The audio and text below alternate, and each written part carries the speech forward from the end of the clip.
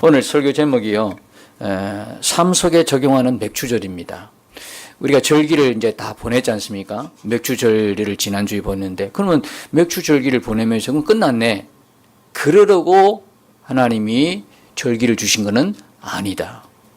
하나님이 절기를 주시면서 지켜 행하라 하신 것은 우리 삶 속에 1년에 한 번 이벤트성으로 한 번 맞이하는 절기가 아니라, 한 번 감사하는 그런 절기가 아니라 늘 우리 삶에 어떻게 해요? 항상 기뻐하고 어떻게? 언제나 늘 어떻게 감사하고 범사에 감사하고 항상 기뻐하라고 우리에게 주신 감사이지, 그냥 한 날만, 절기 한 날만 특별히 감사하라 이렇게 해서 주신 것은 아니다라는 거죠. 그러니까 지켜 행하라는 이야기는 무슨 이야기냐? 우리의 삶 속에 1년에 한 날이 아니라 늘 그렇게 살아가라고 하는, 적용하라고 하는 의미가 있다는 것이죠.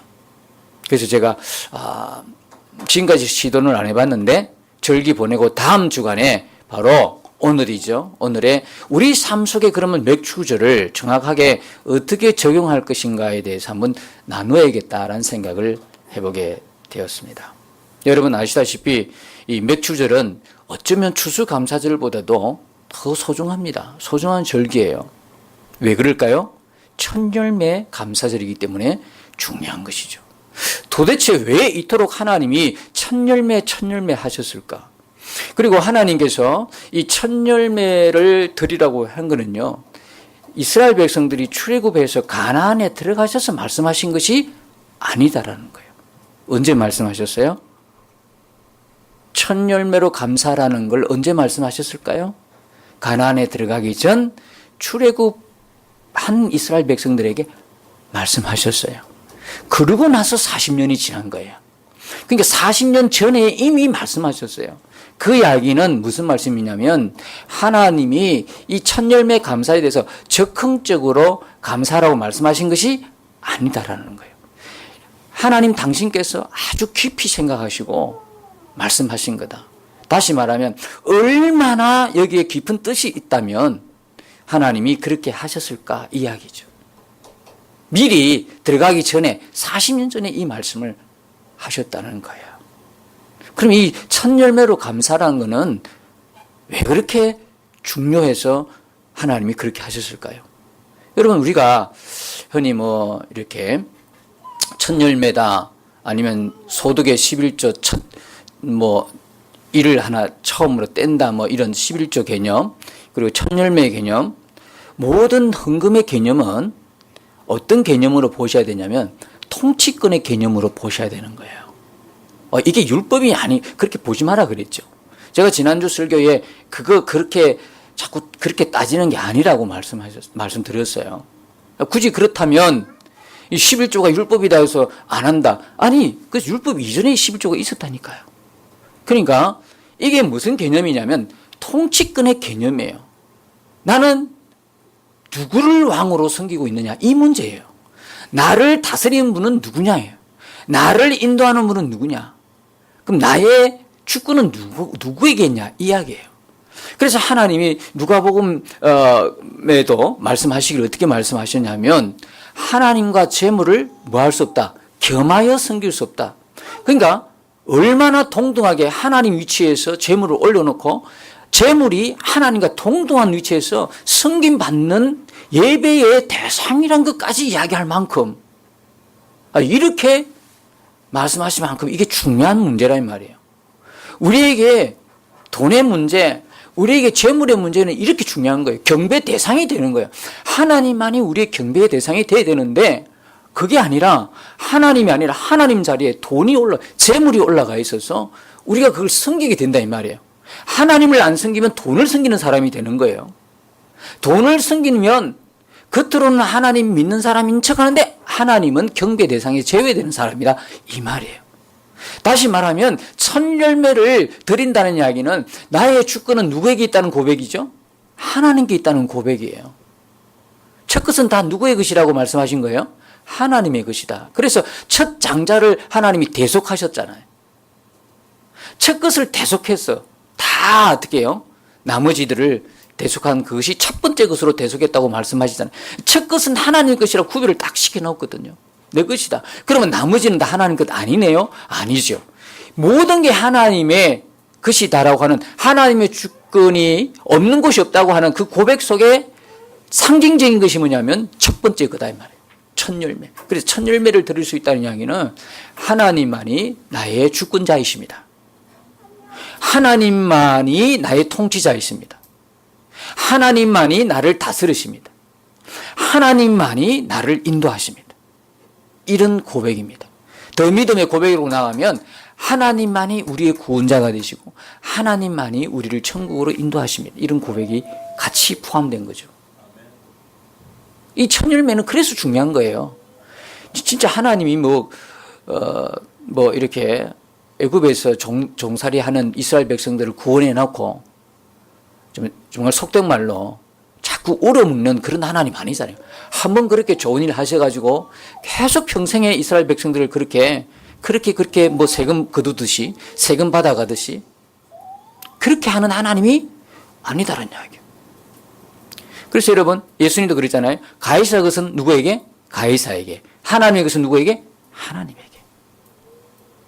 통치의 개념이라니까요. 이 세상 사람들이 믿음이 없는 이 세상 사람들은 절대 하나님의 것을 구별할 수 있는 눈도 열리지 않고 마음도 없고 드리지도 못해요.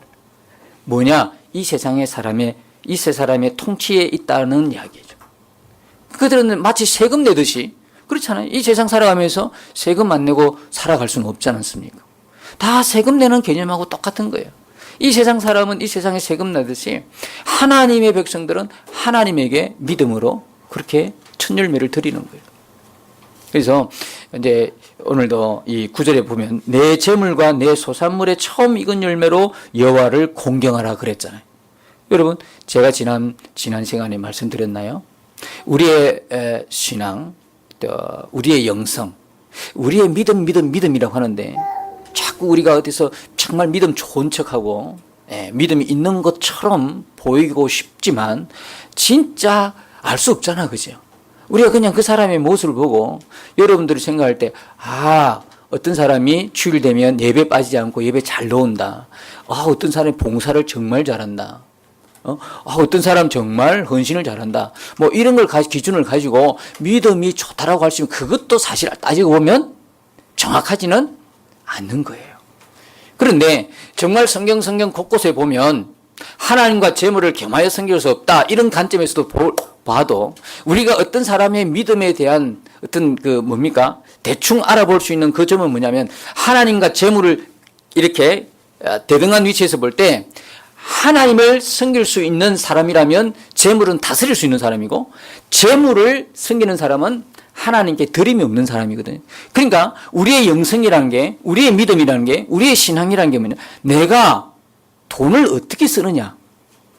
그게 달려 있다고 하는 말도 결코 틀린 말이 아니다라는 거예요. 그래서 제가 여러분 지갑에 돈이 어떻게 사용되느냐? 여러분 신용카드의 명세서를 보면 내가 도대체 어느 곳에 돈을 쓰고 있느냐? 이것이 우리의 영성이고 우리의 믿음의 고백이고 이렇게 된다고 말씀을 드린 것처럼 오늘 성경이 정확하게 믿음은 그냥 믿음으로 그냥 드리면 되지, 첫 열매 그냥 대충 드리면 되지 이렇게 말씀하지 않고 뭐냐면 내 재물로 드리라는 재물. 그죠? 내 재물과 내 소산물의 처음 익은 열매. 그러니까 무슨 이야기냐면 이제 농부들 입장에서는 이제 거둬들이는 그게 있을 거 아니에요? 이제 막 수확물 있잖아요. 수확물에서 첫 열매 떼면 되는 거예요. 그러면 오늘 우리 사는 우리는요. 오늘 우리는 농사 짓지 않지 않습니까? 그렇다면 우리에게는 뭡니까? 재물이 있지 않습니까? 농사는 짓지 않는데 그 노동을 제공해서 우리에게 들어오는 수익 있죠, 수익. 그걸 말하는 거예요. 그러니까 내 재물과 또 뭐랍니까? 내 소사물의 처음 익은 열매로 여호와를 공경하라고 그랬지. 그냥 말로, 그냥 몸으로 그게 아니고 정확하게 우리가 거둬들이는 이 물질의 사용을 어떻게 하느냐에 따라서 주님이 이렇게 말씀하시는 거예요. 그래서 제가 이제 무슨 일이 있었냐면 처음에 이제 우리 교회에 부임할 때 그 전에 다 뭐 훨씬 많은 세월 지나간 세월인데 우리 교회 전에 이제 계속 이렇게 내려왔던 교회예요. 전에 내려왔던 교회에서 오랫동안 10년 동안 회계를 담당했던 집사님, 여자 집사님이 계셨어요. 제가 처음에 부임하고 오니까 여자 집사님이 10년 동안 회계를 담당하다 보니까 마음속에 이런 마음이 있었나 봐요. 목사는 청빙에서 왔고, 그죠? 불러서 왔고, 또 언제 또 갈 수 있는 몸이고, 자신은 이제 오랫동안 이 교회에 몸담고 있고, 또 10년 동안 회계를 담당했으니까 이런 마음이 있었나 봐요. 내가 주인이다라고 하는 그런 마음이 조금 있었나 봐요. 그러니까 제가 이제 부임하자마자 이제 교회 차로 이렇게 여러 가지로 이렇게 활동하고 있는데, 이제 그 집사님이 그렇게 해요. 기름을 많이 쓴다고 그렇게 이야기를 하시더라고.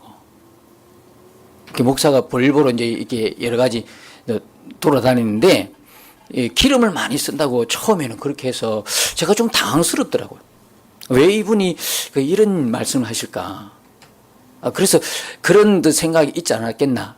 그래서 제가 처음에 딱 들어와서 이야기했죠. 도대체 목사님들 생활비는 얼마 주시나요? 그렇게 물어봤어요. 딱 물어보니까 이렇게 드린대요. 어떻게 이렇게 이걸 받고 생활을 할 수 있나? 그때만 해도 17년 전이죠. 17년 전만 해도 이거 가지고 어떻게 생활할 수 있지? 그래서 아마 그때도 제가 알기로는 목사님 사모님이 일을 하신 것 같아요. 생활이 안 되니까. 지금은 이제 그 목사님이 하나님의 복을 많이 받으셔가지고 아주 노후가 안정적으로 지금 사시고 계시지만 제가 그때 보니까 그러시더라고요.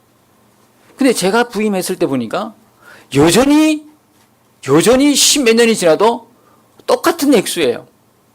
그래서 제가 그랬어요. 당돌하게. 또 저는 그런 부분에는 터치를 안 하는데, 이분이 좀 뭔가 잘못 생각하고 있다는 생각이 들어서, 집사님, 거기에다가 얼만큼 더 얹으세요. 이렇게 어떻게 생활해요? 그랬어요. 처음에는 뭐 남편 집사님에게 물어보겠대요. 그래서 그러시라고.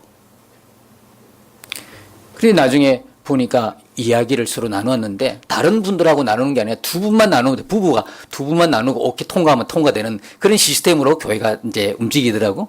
그래서 이제 들어보니까 목사님이 하자는 대로 합시다. 이렇게 된 거예요. 그래서 첫 이제 생활비를 주시는데 제가 요구한 그 금액 그대로 주시더라고. 그리고 그 금액 그대로 받아서 첫 열매로 하나님께 드렸어요. 그 뒤에 어떤 일이 일어났냐? 저를 보는 눈이 좀 달라지더라고. 예? 아니, 당돌하게 어떻게, 사례비를 올려달라고, 어떻게 이 목사님 오자마자 그 이야기 할까? 하고, 내심, 이분이 물질에 탐욕이 있으신 분인갑다? 라고 생각했을 수도 있을 거예요. 근데 그걸 제가 딱 받고, 그대로, 손 하나 안 대고, 그대로 첫 열매로 드린 거예요.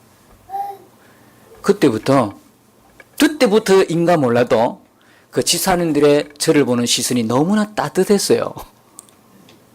그때는 믿어지시는가 봐. 우리의 생활이 항상 첫 것을 드릴 때는요, 어려울 때예요. 그죠? 이사하고 참 어려운 때. 근데 그걸 드릴 수 있다는 게 귀한 마음인데, 믿음이고 마음인데, 그렇게 드렸더니 그때부터 그분들이 마음에 안심을 하시는지 그때부터는 내가 어디 가도 기름을 많이 썼니 안 썼니 대답을 안 하시더라.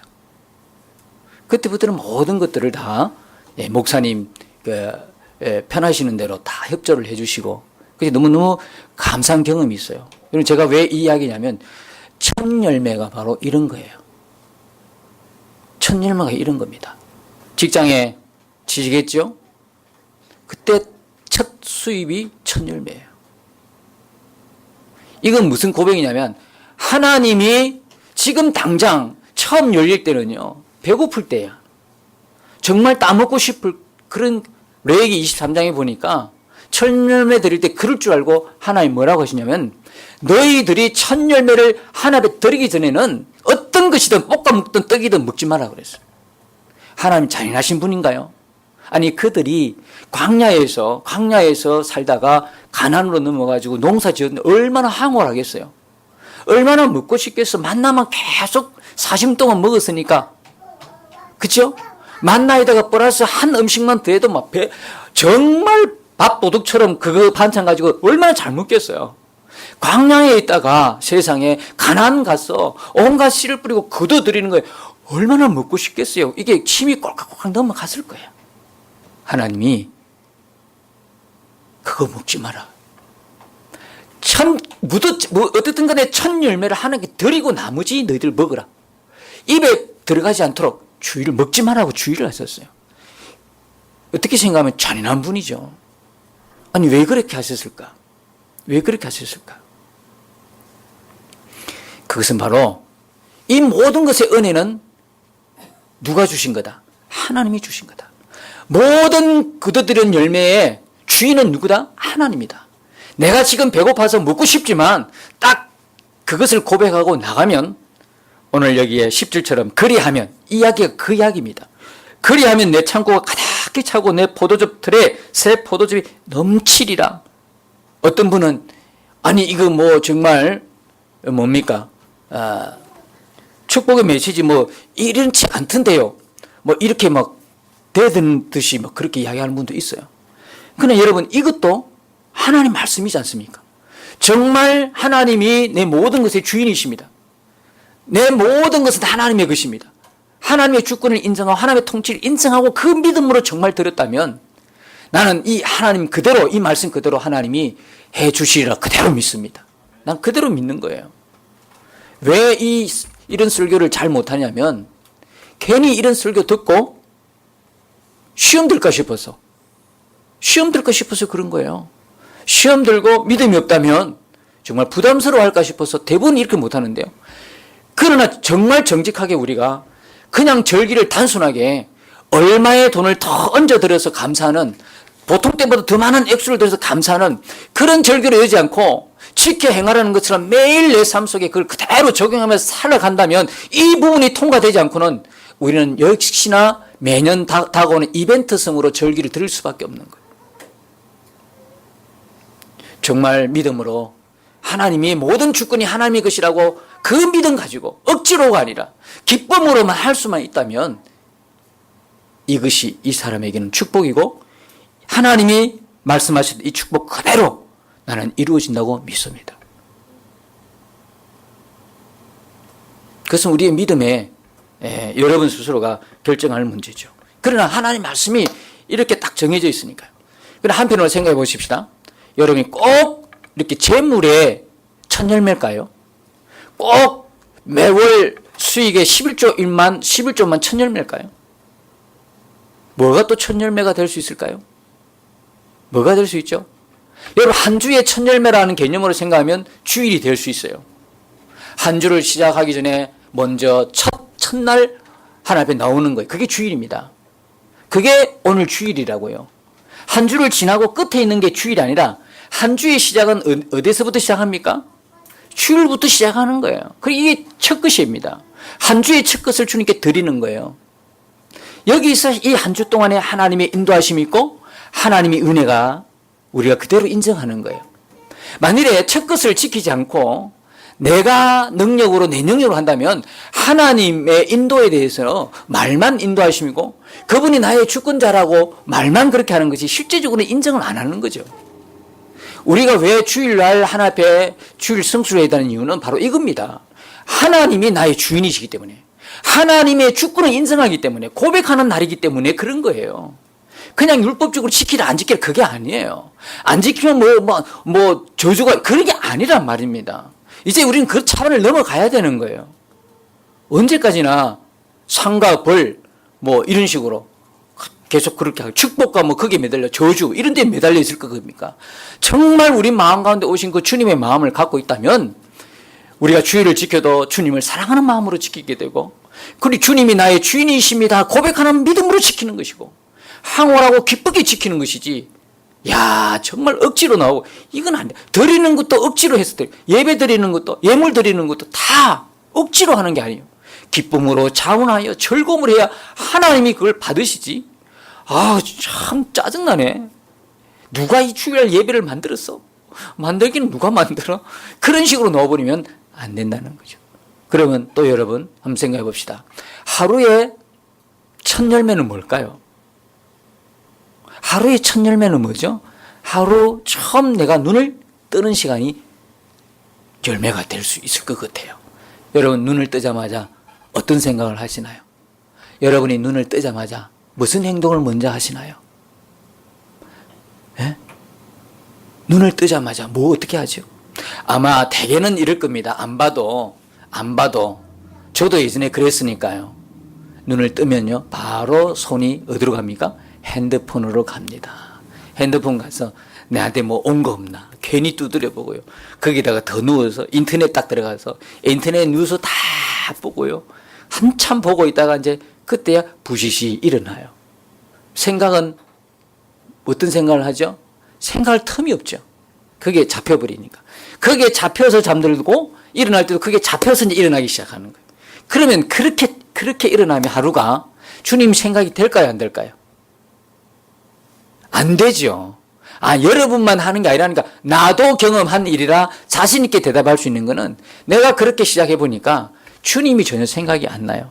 그래서 이 맥추절날 맥추절기를 끝내고 우리가 삶으로 그걸 적용해 볼 때 첫 번째 해야 될 거는 뭐냐면 바로 하루에 이 처음 행동, 처음 생각들 이것들이 하나님의 첫 열매가 될 수 있다는 그 의미를 여러분이 갖고 시작해야 된다는 거예요. 이런 눈을 뜨면서 어떻게 해야 돼요? 주님이라고 부르는 거예요. 주님, 오늘도 주님과 함께해서 너무 기뻐요. 행복해요. 주님과 동행하기를 원해요. 여기 눈을 뜨자마자 이렇게 여러분의 생각의 첫 번째를 드리는 겁니다. 그럼 행동은 뭡니까? 행동은 첫 번째 행동 어떤 행동이에요? 핸드폰에 가면 안 되는 거예요. 핸드폰에. 그래서 가장 우리가 주님의 이 맥추절을 지키는 지금 우리 현실에서 맥추절을 지키기 위해서 가장 정말 방해되는 것은 뭡니까? 핸드폰이에요. 거기에 손 가지 말고 첫 번째 그 생각으로 여러분이 기도하는 마음으로 생각했다 일어나면서 여러분 머리맡에 이제는 핸드폰이 떠나간 그 자리에 뭐가 있어야 됩니까? 하나님의 말씀이 있어야 되는 거예요. 성경이 여러분 머리맡에 딱 있어서 여러분이 일어나자마자 한 장이라도 먼저 보세요. 이게 첫 열매 드리는 거라니까. 이게 계속 익숙한 여러분의 습관처럼 되어버리세요. 사람이요 변해도 놀랍게 변화되는 거예요.